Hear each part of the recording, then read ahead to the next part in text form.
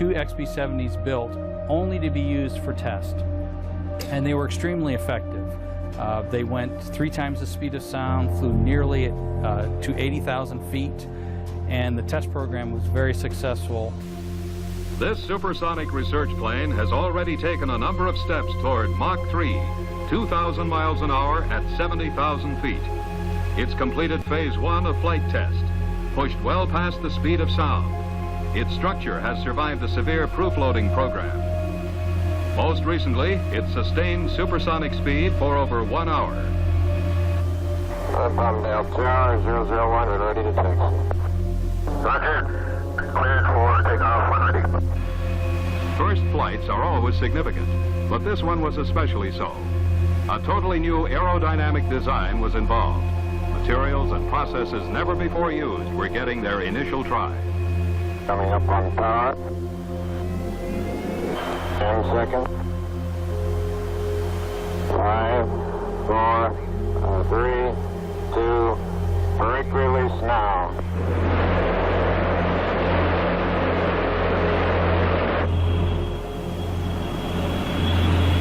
Acceleration was rapid. Liftoff occurred under 5,000 feet. A normal climb was set. After feeling out the controls, the gear handle was placed at up.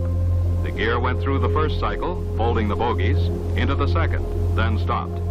Gear has rotated and stopped, is not folding.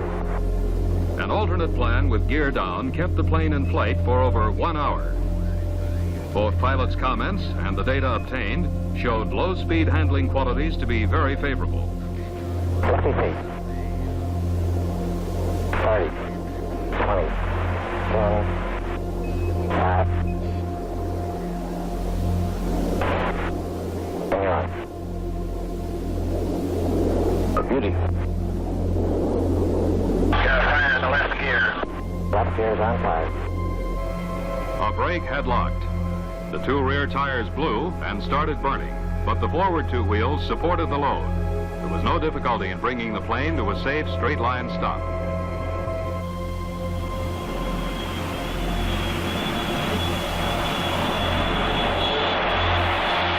Two weeks later, the plane was out on the Edwards runway for the second takeoff.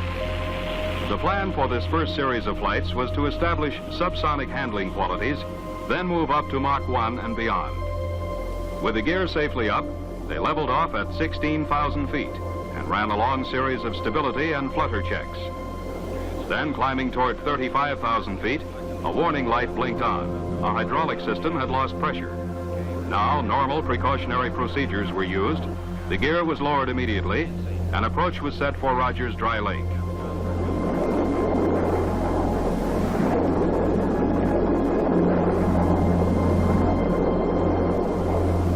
Touchdown was normal. Drag chutes and brakes decelerated the plane to a routine stop.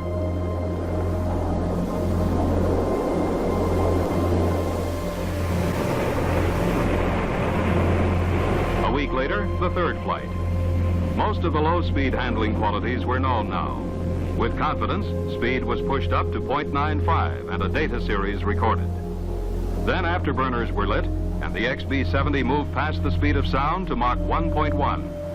3 times it made the jump from sub to supersonic. 15 minutes were spent above Mach 1. There was also minor loss of paint. Where the paint was applied too thick, flexing of the structure loosened it and it peeled off. The B-70 was into supersonic testing just 21 days after first flight.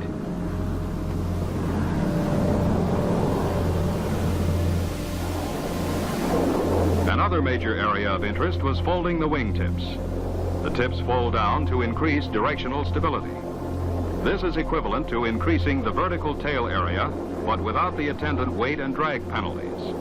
Moving the tips down also reinforces compression lift effects and shifts the center of lift forward to minimize trim drag.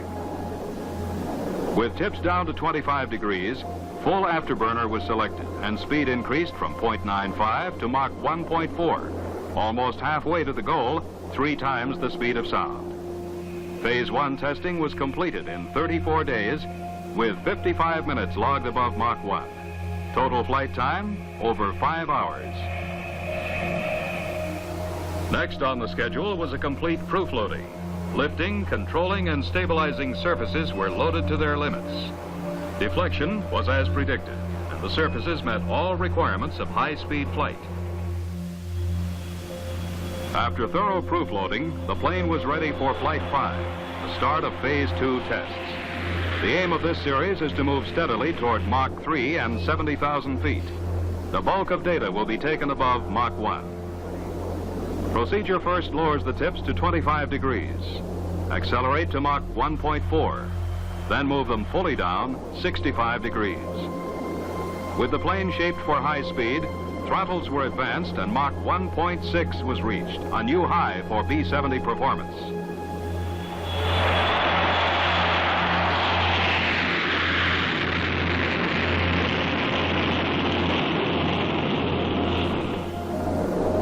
The sixth mission was at heavy weight, 457,000 pounds at takeoff. Data was taken during climb to test altitude. At 35,000 feet, a hydraulic system showed a pressure drop, requiring immediate lowering of the landing gear and return to base. The touchdown on the lake bed was at the heaviest landing weight recorded, 370,000 pounds. Pressure loss was traced to a leaking hydraulic line.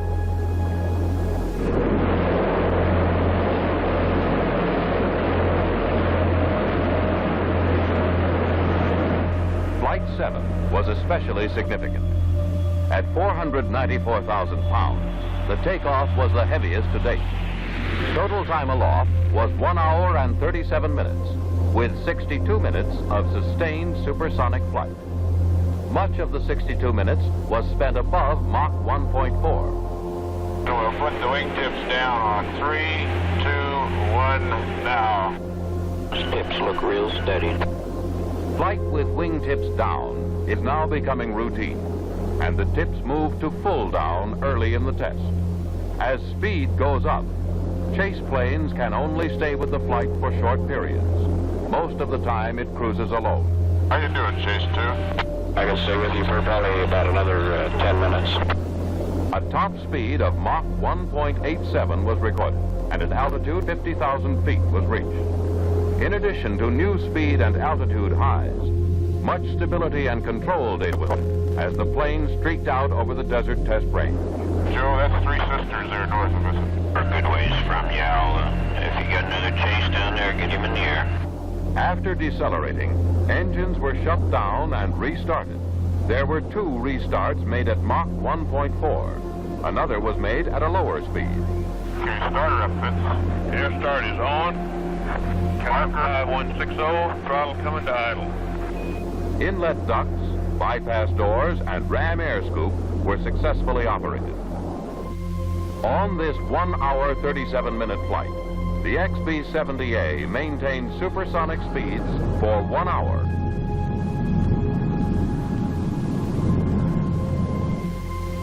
On the 24th of March, the XB-70A took off at a weight in excess of 500,000 pounds. This liftoff weight was the heaviest yet recorded by any aircraft. As the aircraft reached Mach 2, the inlet ducts were started for the first time.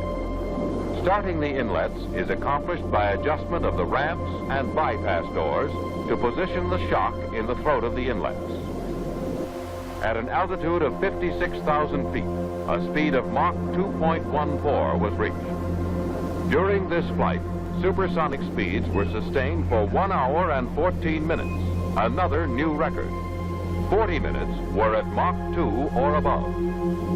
At the end of flight number 8, test time totaled 10:22 minutes, 3 hours and 49 minutes of which were at supersonic speeds. Future missions are planned to steadily increase speed and altitude, moving 1,000 miles at 70,000 feet. Unfortunately, there was an accident in 1966 that had nothing to do with the test. It was an air-to-air collision. But the test program was extremely successful, and everything about the XB-70 is exotic. Every single thing about the XB-70. It had wingtips that drooped down to take advantage of something called compression lift, and basically the idea is the XB-70 at supersonic speed is creating these shock waves, and engineers figured out a way to harness those shock waves so that the XB-70 actually rides on those shock waves, and it generates additional lift. And the wingtips, which were alone as large as the wings on an aircraft, a smaller aircraft, would droop down and help contain that compression and take advantage of the compression lift.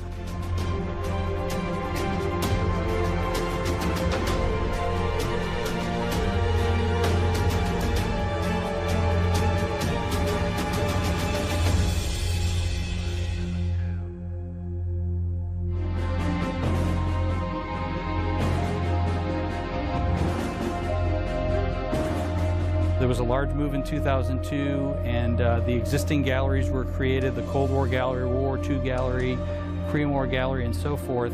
And the idea was to move all of the aircraft that were research and development, move them together in one place. And unfortunately, that place was on the guarded side of the base. But the idea was that when the next building was built, that then they would all move together as one unit over to the new building, rather than tear apart galleries, pulling R&D airplanes out of this one and that one. They would all come over here together. So to see the conclusion of that plan, the vision that was imagined 15 years ago, to see them come over here together and see the XB-70 move back is really very wonderful. Many of us have been waiting about 15 years for this to happen, so it's exciting.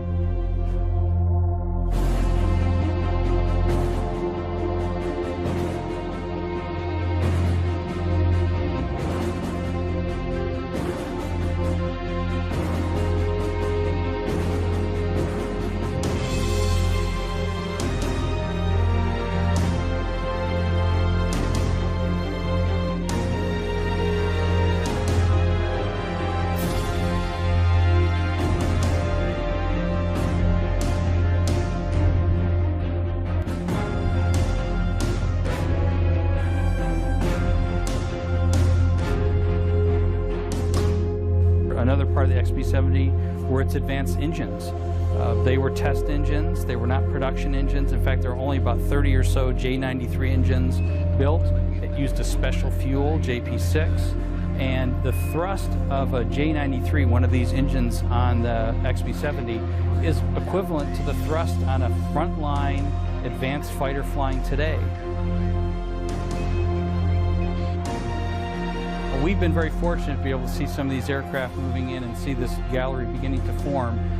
We're very excited when we'll be able to show the public in 2016, and they'll be able to see the Research and Development Gallery, the Space Gallery, the Presidential Gallery, and the Global Reach Gallery. And the staff here is working feverishly to get to that date, and so the public can finally see these wonderful artifacts on display.